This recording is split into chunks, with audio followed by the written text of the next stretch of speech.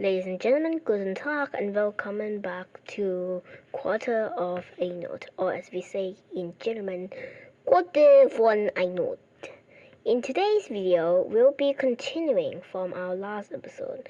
So before we actually get into the song covers, I want to cover some of the composers from the early eras and then move on to the composers in the late era.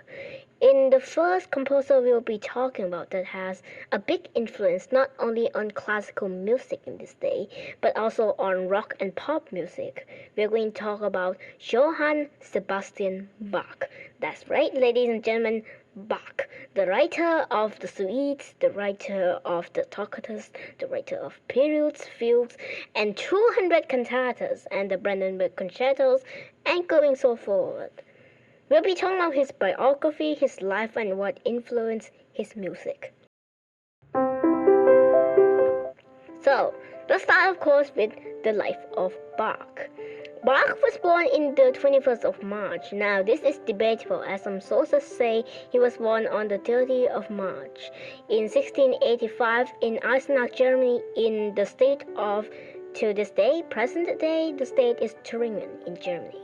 He was born into a musical family, and of course, why wouldn't he be born into a musical family? Bach was influenced by music ever since he was born. His father was Johann Ambrosius Bach, who was a violinist, and his mother was Elizabeth Bach, who taught him about religion. All those two things are what is most important in Bach's life: music and religion. Both Bach loved God. Every single piece of music he dedicated to God. And his music is some of the most beautiful pieces of music and some of the most hardest pieces of music on the piano repertoire. So, Bach's childhood was definitely cruel for his life. Bach lost his mother when he was 10, and then the next year he lost his father and he had to live with his brother Johann Christoph Bach. Bach, by the way, Bach is known as Johann Sebastian Bach. Bach began learning keyboard instruments. By that time, the keyboard repertoire included the clavichord, pretty, not really known all that much, but Bach loved the clavichord. It's kind of like a box piano, you know. The harpsichord, which is a two-layer of piano, also known in German as the cembalo, and the organ, also known in German as the orgel. Now, because Bach was very good at his music, his brother Christoph was getting jealous of him because by that time Bach was beginning doing rearranges which took alto compositions and turning it into a piece for alto instruments using a wide range of instruments, kind of like doing an excerpt. And when Christoph was getting jealous, he hit all the scores so Bach could not continue copying it. So with the desire to write it, Bach sneakily went and grabbed it from the box and used the moonlight to copy it. But 6 months later, he was caught by his brother. So his brother punished him by threw his copy notes into the fucking fire. When Bach was 15, he went to become a singer at St. Michael's Church. However, afterwards 1 year, he couldn't sing anymore because he was highly multi-talented, he became an organist instead. Afterwards, he married Maria Barbara and became a musician for Wilhelm Ernst, who was very rude. Bach went to jail because of this. Because his infamous period of working for Prince Leopold before, by the way, he was challenged to an organ duel with a very famous organist, Louis Marcan. When the organist was listening Bach playing the organ and practicing, he was very impressed and scared to the point where he ran away and never came back to the challenge, knowing he would definitely lose completely to Bach. Bach then worked for Prince Leopold and had a great period of time. However, many tragedies struck his life. His wife died, and he wasn't there to see her in her last breath because he was with the prince in another town. He then remarried 1 year later. Then afterwards, the prince got married, and her wife hated music, so uncivilized, and never actually liked Bach because Bach was, of course, a musician and a composer. By this time, Bach was composing many of his 200 cantatas, and also probably the well-tempered clavier. Bach tried to find a new job, but unfortunately he couldn't until many years later. During the times of tragedy, he composed the famous two-part Inventions, a piece saw by many pianists, including me, as a very difficult challenge to get to in the beginning period. So afterwards, he went to teach a choir in St. Thomas Church in the infamous town of Leipzig.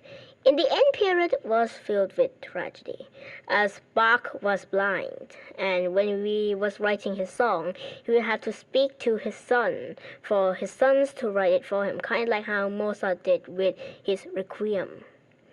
And soon afterwards, Bach died. Nobody cared to keep his piece, seeing it was too advanced and too difficult to play. And it wasn't until 100 years later that German composer, a very famous German composer, Felix Mendelssohn, writer of A Midsummer Night's Dream and the infamous Italienisch Symphony, recovered Bach's work and represented it to the world. And till this day, Bach remains one of the most recognized composers, and also as a father of rock music, because his music differs and many ways of his composition is connected to rock music. Now, I will include this as the pieces I recommend listening to, and the pieces I will definitely cover later videos. First of all, we are talking about Bach's most infamous pieces, which are mainly written for keyboard instruments, which in these days we are played on the piano, because sometimes most of us don't actually get access to church organs or something like that. So, we're going to start, of course, with Bach's Well-Tempered Clavier, aka his Prelude and Fugues, both Book 1 and Book 2. I would recommend playing the Preludes in Book 1 first, but before you playing the Preludes and Fugues, I recommend playing Bach's two-part Inventions for harpsichord, and then playing Bach's Prelude and Fugues, which are written for the organ.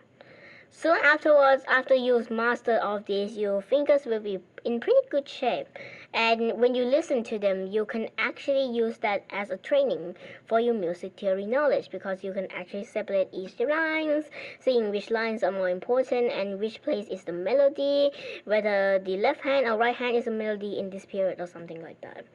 The other few pieces that are very famous by Bach are Air on G string and Jesus, Joy of Man's Desiring.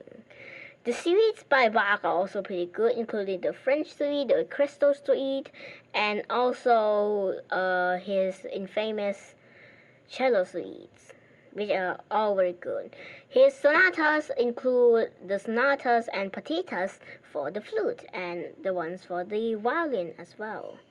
And there's also the Goldberg Variation, very famous, he wrote for the harpsichord, and the Brandenburg Concertos. Brandenburg Concertos are pretty difficult because they are indeed a concerto. You start by listening to them. And the other one would have had to be Bach's Toccatas, which are written for clavier chords, and also his Toccata and Fugue in D minor. The Sinfonias for keyboards also pretty famous. And then also Bach's Piano Concerto in F minor. The other piano concertos are very good as well. As for the F minor one, I recommend listening to the second movement first, and then listening to the other movements and then connecting them together. That's Johann Sebastian Bach in a nutshell for you guys. Hopefully you have learned a lot of the infamous German composer, thanks to me and thanks to the sources I've gone and searched for, including one of my books. So please do subscribe to my channel for further quarter of a note videos. And I will be covering the infamous composers for now, and then we'll come back to covering songs. Who knows, maybe we'll even cover songs on the way alongside the composers. So thank you guys for watching my videos, and we'll see you guys soon. Take care. Bye for now.